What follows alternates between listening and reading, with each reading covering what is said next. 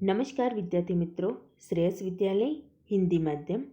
आज मैं 5वीं कक्षा में सामान्य ज्ञान में पाठ नंबर 17 हमारे आसपास की दुनिया पढ़ाऊंगी। बादल कहाँ से आते हैं? वर्षा किस प्रकार होती है? तो तालाब, सरोवर, नदी और समुद्र के पानी का सूर्य के गर्मी के कारण बाष्प में रूपांतर होता है। यह बाष्प हवा में ऊपर जाती है, ठंडी पड़ती है और नन्ही नन्ही हल्की पानी की बूंदें बनती है। ऐसी असंख्य बूंदें एकत्रित होकर बादल बनते हैं।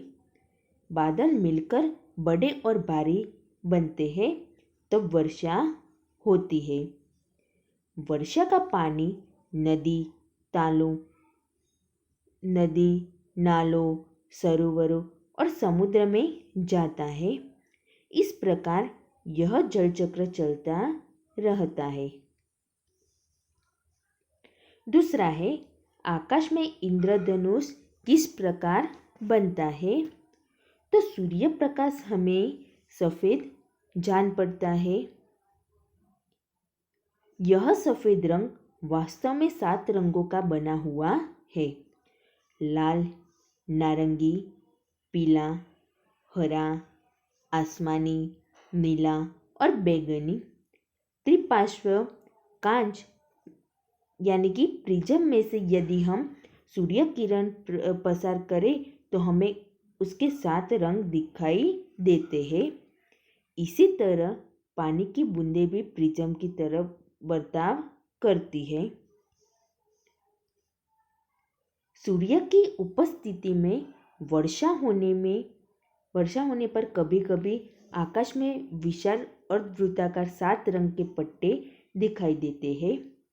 इसी प्रकार जल प्रपात से सूर्य प्रकाश गुजरता है, तब भी तेजस्वी इंद्रधनुष दिखाई देता है। इंद्रधनुष का सुंदर दृश्य सबको भाता है। तो देखो, यहाँ ये इंद्रधनुष दिखाया है। तीसरा है, नदी क्यों बहती है? तो पानी का स्वभाव है ढलाव की ओर बहना।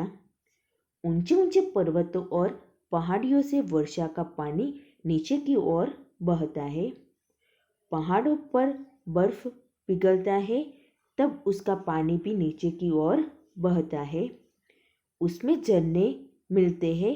ये सब पानी इकट्ठा होने पर नदी बनती है।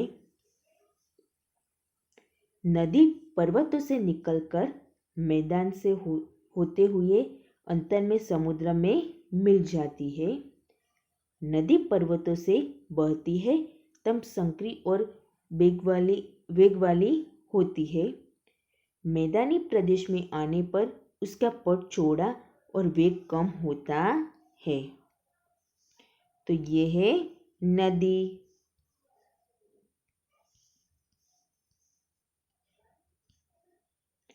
चौथा है, बिजली की चमक पहले दिखाई देती है और फिर उसकी गड़गड़ाहट सुनाई देती है। इसका कारण क्या है? तो बिजली की चमक और गड़गड़ाहट दोनों एक साथ ही होती है, किंतु बिजली हमें पहले दिखाई देती है और गड़गड़ाहट बाद में सुनाई देती है, क्योंकि आवाज़ की गति की अपेक्षा प्रकाश की गति बहुत अधिक होती है। इसलिए प्रकाश हमारे पास पहले पहुंचता है और आवाज़ उसके बाद आती है। तो ये है बिजली। पांचवा है, कोहरा किस तरह बनता है? तो हम जाड़े में, सख्त ठंडी में सुबह घना कोहरा देखते हैं। कोहरे के कारण हम नज़दीक का भी देख नहीं पाते। वाहनों की लाइटें चालू रखनी पड़ती है। तापमान अचानक नीचे उतर जाता है, तब हवा में स्थित पानी का बाष्प ठंडा होने लगता है। पानी की छोटी छोटी बूंदें बनने लगती है। जमीन के नज़दीक ऐसा जमा हुआ बाष्प एकत्रित होता है और कोहरा बनता है।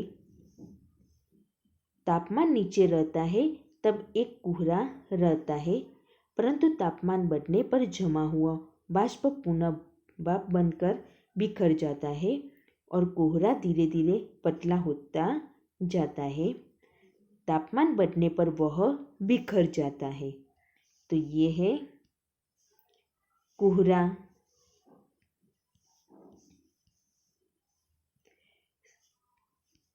समुद्र का पानी खारा क्यों होता है? तो समुद्र के पानी में भारी मात्रा में घुला हुआ नमक होता है। यह नमक अधिकतर नदी के पानी के साथ आता है। चट्टानें क्षार युक्त होती है। वर्षा से क्षार घुलता है और नदी में घुल जाता है। समुद्र के अंदर की चट्टानों का क्षार भी समुद्र के पानी में घुलता है। नदी के बहते पानी में खूब कम मात्रा में नमक होने से वह खारा नहीं लगता, परंतु समुद्र के पानी का सूर्य की गर्मी से बाष्पीभवन होता रहता है और नमक समुद्र में ही रहता है, इसलिए समुद्र का पानी खारा होता है। अब हम बात करते हैं स्वाध्याय की। नीचे दिए गए प्रत्येक विधान पूर्ण कीजिए। तो पहला है, बाष्प से बनी बूंदें एकत्रित होकर बादल बनते हैं। दूसरा है, सूर्य प्रकाश इन 7 रंगों का बना है: लाल, नारंगी, पीला, हरा, आसमानी, नीला और बैंगनी। तीसरा है, नदी पहाड़ों से बहती है तब सक्रिय और वेग वाली होती है। चौथा है, पानी का स्वभाव है ढलाव की ओर बहना। पांचवा है, बिजली की चमक पहले दिखाई देता है और उसकी गड़गड़ाहट बाद में सुनाई देती है।